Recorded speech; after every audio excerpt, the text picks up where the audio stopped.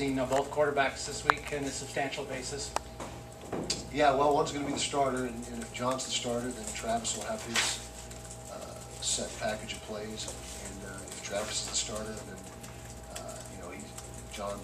Travis is a little bit different type of quarterback than John, more of a runner, run capability, and so we wouldn't reverse those roles and have Travis be the guy and have John have a special play package for him. And we don't see that happening. So it's either John's the guy with Travis supplementing what we do, or Travis is the guy.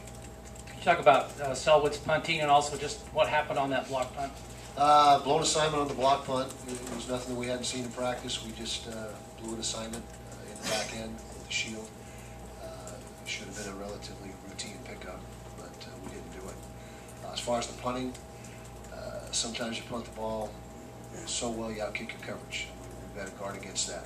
We had a good day net punting overall, but we really stress hang time and put the ball out 40, 42, 43 yards with 5-second hang is ideal. And sometimes when you get off those rocket punts, those 65-yarders, 60-yarders, at times you outkick the coverage and it ends up with a bad result. So we'd much rather have 42 yards, no return with a fair catch, than 60 yards and roll the dice. Can you clarify what happened with Joe Kruger, the punch, and what's going to happen going forward? It's not on tape, at least not on our coaches' copies. It might have been on the TV version. I haven't watched that. But he is cleared to play. He'll be playing the game in its entirety this week. We got that from the Pac-12 office. And it's, I can't remember how they termed it, striking an opponent, something of that nature, where it doesn't carry over in this game, which is a bit of good news. We needed some positive news, and so that's where that's at. Again, we looked at our tapes extensively, and by the time whatever was supposed to have happened was not in the picture in the coach's comment.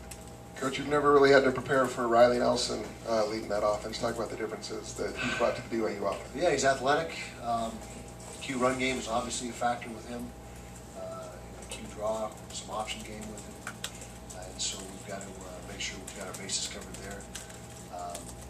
Competitive kid, obviously that's apparent on tape. You can see his competitive nature. And so we'll prepare and get ready and see what we can come up with. What are you seeing him in defensively right now?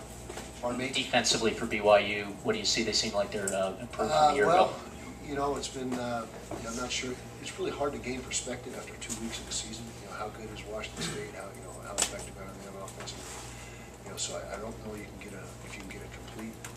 I know you can't get a complete picture and a barometer of where people are just after 2 weeks, but so far, front seven seems to have been very stout. The linebackers are active. The front guys are tough to move. The big physical guys in front, and secondary's doing a nice job of keeping things in front of them. But again, I don't believe you get a real clear indicator until week 4 or 5 as to kind of how people are, where everyone stands. Will there be any changes at linebacker or offensive tackle? Well, LT Fulianga he's getting healthy. He had an injury that kept him out for several practices, and he was somewhat limited last week. So he's a guy that we're probably going to see more of. Number 42, LT Fulianga. Other than that, the guys, Fogergan, Fahoko, Norris, Trevor Riley, you see the same cast of guys, but just more of LT Fulianga, what you've seen.